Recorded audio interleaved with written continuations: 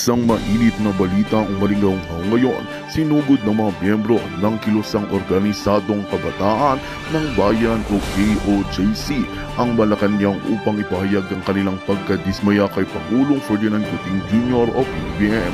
Ang grupo ay desperado ng humingi ng tugon mula sa pamahalaan ukol sa mga isyu ng kahirapan, kawalan ng trabaho at patuloy ng pagtaas ng presyo ng mga bilihin. Ayon sa mga miyembro ng KOJC, tila walang pakialam si PBBM sa kapakanan ng bansa dahil mas inuuna umano nito ang pansariling interes at ang pagpapayaman. Pinuna ng grupo ang kasalukuyang mga konkretong aksyon mula sa administrasyon upang tugunan ang mga pangangailangan ng mga karaniwang mamamayan. Sa kabila ng kanilang mga hinaing, wala naman naging tugon mula sa palasyo. Mariing namang itinanggi ng Malacanang ang mga aligasyong ito at sinabing patuloy ang kanilang mga hakbang upang mapabuti ang kalagayan ng bawat Pilipino. Ngunit sa kabila ng mga pahayag ng pamahalaan, nananatili pa rin ang kumbinsindido ng mga miyembro ng KOJC at ang iba pang mga sektor ng lipunan. Samantala, patuloy na binabantayan ng sambayanan ang mga susunod na hakbang ng administrasyon upang malaman kung magkakaroon ba ng konkretong pagbabago sa mga darating na araw. At yan nga ang balitang ating pagkakatutukan. Ngunit bagong lahat, siguraduhin mag-subscribe at i-hit ang notification bell para sa patuloy na pagtutok sa mga sulyap ng bagong balita sa tunay na boses ng masa.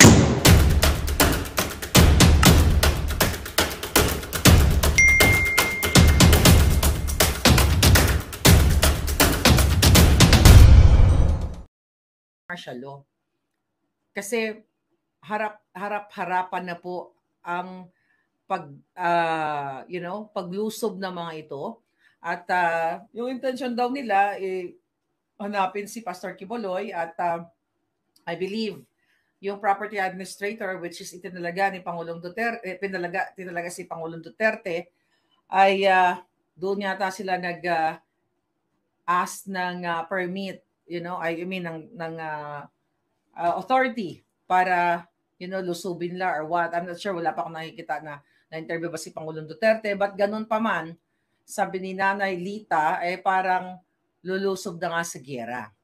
So, mga kababayan, Nobyembre pa lang sinabi ko to sa inyo na ito po ang plano ng bangag na administrasyon.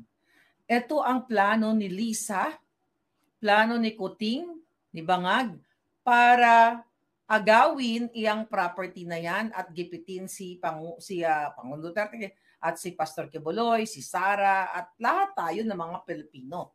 November pa lang yun, mga kababayan. Kaya 'di ba nung in-expose ko yun, hindi pa ang administrator noon, hindi pa si Pangulong Duterte. Tapos I think the next few days ay isinalin ang administration kay Pangulong Duterte dahil nga sa ganitong pangyayari o ganitong plano nila na talagang papabagsakin nila or nanakawin nila, tatamnan nila na kung ano mga crime etong Kingdom of Jesus Christ, yung mga members nila, si Pastor Quiboloy. So nakikita nyo naman yan. Ito po ay expose ko noong November ko ito, ay nakikita nyo, November ko ito inulat sa inyo. Ano na ngayon? Forward natin to. Ayan yung pangyayari dyan. So, yung mga kapulisan na yan, hindi ko I believe, yung iba dyan labag sa loob nila, pero kailangan nilang sundin ang utos, okay, ng bangag na administration. Ngayon, mga kababayan, titingin na lang ba tayo? Pababayaan nyo na lang ba yung ginagawa nila? O matutuwa kayo kasi hindi kayo member ng KOJC na okay, buti nga sa kanila, ganyan. Kasi kami mga Katoliko, ganito kami. Kaming mga iglesia, ganito kami. Kami mga Muslim, ganito kami. Buti nga yan. Hindi nyo sila dapat tinitignan na as kompetensya. Sila ay Pilipino. Ano, tingnan mo? Pagkadami-dami niyan. Ano yan? Giyera, di ba? Gusto nilang makipagbangbang doon sa China, sa South China Sea. Bakit hindi yun pumunta doon? Bakit nandiyan dyan sa KOJC? Isang tao lang ang hinahanap nila. Bakit ganyan? At yung intimidation na ginagawa nila sa grupo. Yes, Jem, Aris, nakakaiyak at nakakagalit ang bangag na administration. Oh. Sa Prayer Mountain nila yan, sa Davao. Isang tao lang hahanapin mo, ang kalaban mo pang Ukraine na? Sino ang nag-utos niyan? Sino ang nasa likod niyan? So mali ba yung ating expose, yung ating puting ahas noong November na sinasabi sa Miss Maharlika, sabihin mo sa taong bayan na ika-cancel nila ang prangkisa ng KOJC. Nangyari. Pinakontempt yung dalawa, si Lorraine at saka si Eric, Eric. Tinanggalan nga ng prangkisa. Ayan na, yung mga Facebook, sunod-sunod, mga YouTube, pinag-take down ng mga inayupak na to. Anong ibig sabihin nito mga palangga? Doon sa expose natin na galing ito mismo sa loob sa hanay ng mga bangag. Pero itong mga nagbibigay sa atin ng information, they are concerned kasi against sila sa ginagawa ng pamilyang Mandorobo, Adictos Benedictos. You know? So, ito ay, hindi naman ako manghuhula.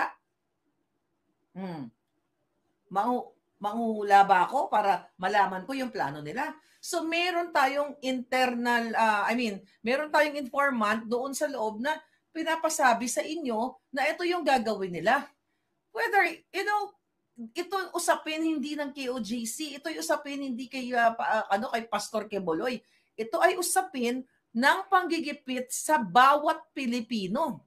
Kasi ako, hindi man ako member ng KOJC, ginigipit ako. Si Macanas, hindi man member ng KOJC, ginigipit ako. Si Atty. Glenchong, lahat kayo, yung mga may isog rally, kayo ba ay member ng KOJC? Kayo ba yung mga volunteers na pumunta sa Davao,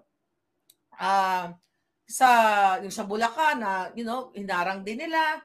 You know what I mean, mga palangga? So, bakit pati si Pacquiao di kakampi? Sabi ni Miss Gacha. Vested interest. I don't know kung ano yung sinasabi niya palangga. Sabi ni Emily Solidaga, martial law na madam, kadugay na, oy. So, yun na nga mga palangga. Yung nakikita ninyo yung kanilang panggigipit. Tingnan natin. Madaling araw. Ito yung madaling araw na pagpaglusob nila, pang magnanakaw yan.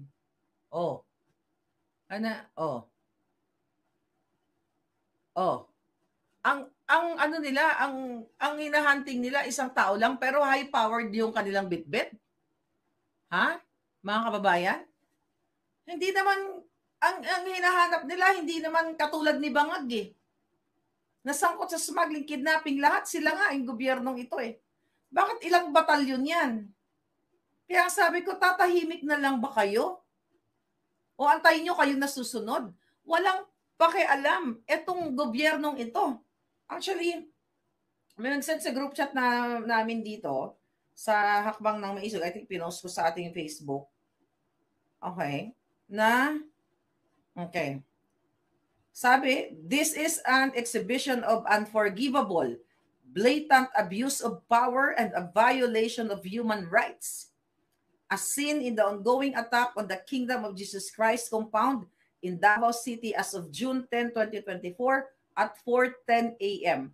A battalion of 150 heavily armed CIDG forces is attempting to forcefully enter the KOJC central headquarters while over 1,000 church missionaries are praying their morning prayers. The CIDG forces say they're just following orders whose order? According to Eleanor Cardona, Executive Secretary of the Kingdom of Jesus Christ. Madaling araw. Sabi ko nga, pang kawatan ito pag magdanakaw. Di ba karamihan sa mga magdanakaw, maaga or gabi, madilim, o yung sinasamata nila, tulog yung mga tao, o naalimpungatan ka, parang hindi ka makapaganda. This is very Liza at very Mabangag at very Marcos Araneta tandem. So, itong mga kapulisan na ito, ano ang gagawin ninyo? Susunod na lang ba kayo? Alam nyo, mali ang ginagawa ninyo. Tapos sumusunod-sunod kayo. Sabi ni Proud Pinoy for Life, grabe na ang nangyayari. Fair lady, sunod na ang abuse of power. This has to stop or else they will keep abusing their power. Kaya nga kailangan natin silang patigilin. Wala silang pakialam, nilapastangan na nila ang batas, inabuso nila ang kapangyarihan. Panggigipit lahat. Doon pa lang. Di ba? Sa gurguran, sa mga maisog rally, yung paglalagay nila ng mga dump truck, di ba?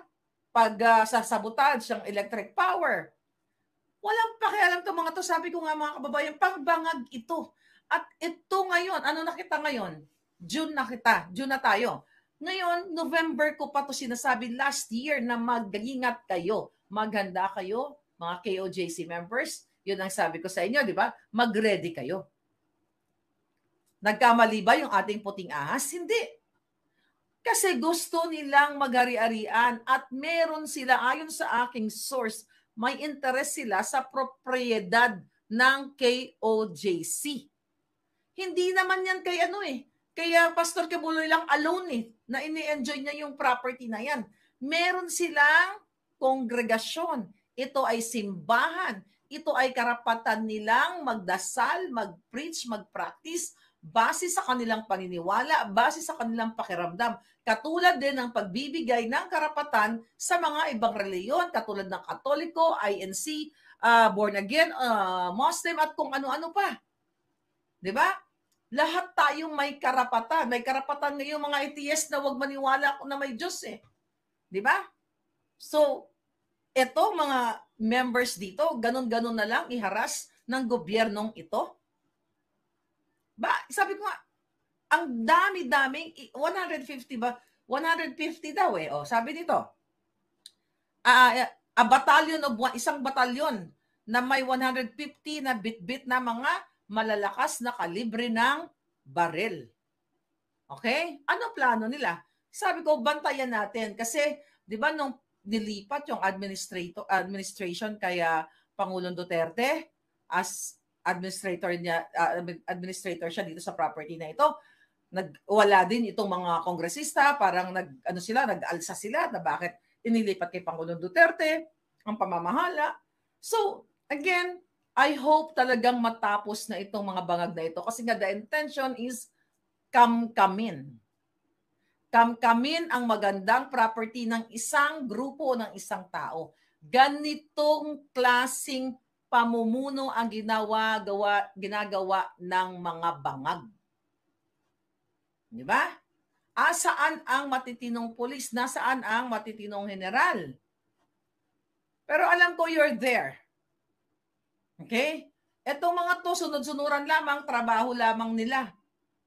Pero mali ang ginagawa ninyo na sinisindak nyo, hindi lang yung church members, kundi ang sambayanan ng Davao, sambayanan ng Pilipino, nakikita namin yung pang-aabuso ng mga hinayupak na ito nila. Wala silang pakialam na nakikita ninyo itong paghaharas.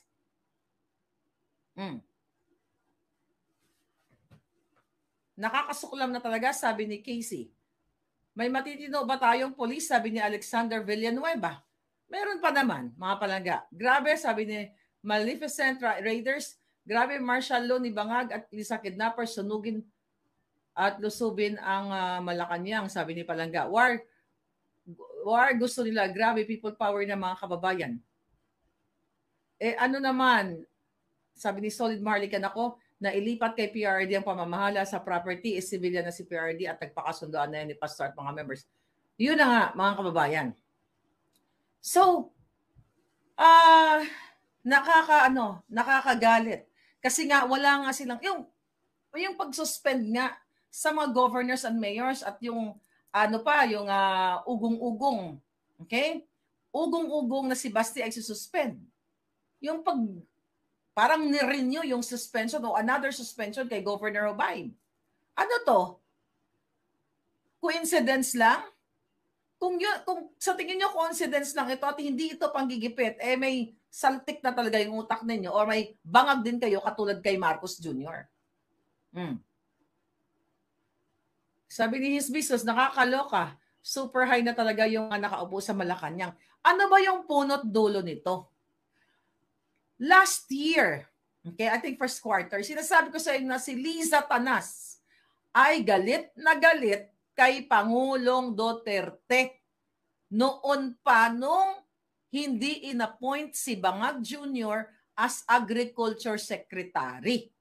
May galit na kinikimkim itong si Lisa. Bakit ko alam yan? Sinabi niya mismo sa akin at inutusan niya ako na kausapin ang Duterte side at sila Bongo na i-appoint si Bangag Jr. as Agriculture Secretary noong nakaupo si Pangulong Duterte. Pero never ever ako nagsalita kahit kaninong mga tao ni Pangulong Duterte kasi wala naman akong power at wala naman akong authority to do that. Okay? Kaya dyan po nanggagaling ang galit ni Liza Tanas kay Kuting. Dahil nga pala, hindi natin alam, dahil gusto niyang paupuin ang kanyang asawa during that time, dahil smuggling pala ang negosyo nila, katulad ng ginagawa kay Michael Ma. So ito pong paggigipit ngayon, ito ay paghihiganti nila. Paghihiganti nitong ano na to, nitong bangag na gobyernong ito. Oh. Yan. Ayan na. Imagine nyo. Ito po ay ano. Oh. Siguro, madaling, actually, pinaghandaan nila to. Siguro, gabi pa lang, planuhin natin to. Lulusubin natin yung kingdom of, yung church nila. Ganito, ganyan. Pinlano lang. Kasi alas 4 ng madaling araw yan. Hindi naman sila pumunta dyan nagbumangon at pumunta dyan. So ito ay talagang well-orchestrated, well-organized, well-planned. Sino nag-utos nito? Sino nag-utos nito? Itong bangag na gobyernong itong napaka-ungrateful, walang utang na loob dahil sa galit niya kay Pangulong Duterte at kay Pastor Quiboloy kasi gusto nga nilang tanggalan ng platform etong si Pangulong Duterte. At ang nakikita natin dito mga palangga, si Pastor Quiboloy at itong mga members ng KOJC ay dinamay lang ng bangag na ito dahil magkaibigan sila eh. So magkaibigan sila, they support each other. At ginawa pang administrator, si Pangulong Duterte. Di ba? So tatargetin na rin si Pastor Quiboloy. Talagang hindi parang gera na yung dati yan. Just so happened na peaceful yung mga members. Hindi naman yan. Wala naman silang armas eh. Meron ba silang pinakitang papel? May warrant of arrest? Whatever. Anong proper documentation nila para lusubin yan? Nasa batas ba na magbitbit sila ng isang batalyon na ganyan? Magaganyan ka lang kung may threat na nakikita ka. Diba? Kung gusto nilang arestuhin, kung mayroon na silang proper documentation, alright. Diba? Hindi ganyan kadami yung tao. Para hindi mo mabulabog ang buong komunidad. Isang tao lang eh. Diba? Isang tao lang, mga kababayan, ang kanilang gustong arestuhin. Bakit pang gyera yan? Si Bangag. Si Bangag at si Liza Tanas lang ang nasa likod niyan. Kasi sisindakin kayo. Kaya huwag niyong hayaang magwagi itong mga kababayan. Kasi puwa sa magtagumpayan, lahat kayo matatakot na dyan sa Pilipinas. Kasi kung itong malaking congregation na ito, malaking church, kaya nilang harasin. Sino ka na nakatira ka lang sa isang barong-barong, isang apartment, kaya kang dukutin, kaya kang gurgurin anytime. Di ba? Pangkawatan ang kanilang plano. Kaya kasi gabi sila nagpaplano para tulog ang mga tao. Bubulabugi nila. Kung gusto nilang arestuhan yan, dapat daytime. Gabi? Isang batalyon na may mataas na bang-bang-bang? Tama ba yan? Isang tao lang? Di ba matapang itong bangag na administrasyon na ito? Gusto niyang makipagbangbang sa tiyan. Bakit hindi mo yan ipadala doon? Total, nasasaktan kayo na kesyo yung maging isda natin, na ganito, na ganyan, inaapi tayo. Dito wala pa namang inaapi dito ah. Ito bang mga members na ito na, wala ako personally, my opinion sa bawat reliyon, imperfect lahat tayo. May mga issue dati sa INC, even sa ating mga kapatid na Muslim, even sa ating mga Katoliko. So definitely, no, walang exempted dyan. Even ang KOJC, may mga imperfections sila. But not this. Di ba? Hindi ganito yung pangaharas sa kanila. Bakit gaganituhin mo yung mga members na yan? Yung mga kabataan na yan? Nandiyan sila, yung iba dyan mga scholar ni Pastor Kibuloy. No matter what, yung galit, yung galit nitong bangag na ito sa gobyerno kay Pastor Kibuloy, hindi mo pwedeng i-indoctrinate sa kanilang mga members, sa kanilang mga mga tagasunod ng kanilang yung mga pananampalataya nila. Hindi mo pwedeng ipasok yung bangag mong pag-iisip, Marcos Jr. Hindi mo pwedeng isaksak yan sa isang komunidad na eto si pastor ganito, ganyan. I-brainwash mo, indoctrinate mo na kapag hindi sumunod, ganyan ang gagawin nyo. Marami akong kaibigan na iba't ibang relihiyon. Okay? Even INC, ang iba sa mga miyembro nila, galit na galit sa ginagawang panggigipit. Not only that, sa ating lahat, pero kasi hindi rin sila maka-voice out dahil may sinusunod silang, sa kanila, di ba, isa ang nagsasalita. Okay? Kung ano yung kanilang mga opinion pagdating sa mga usaping politika.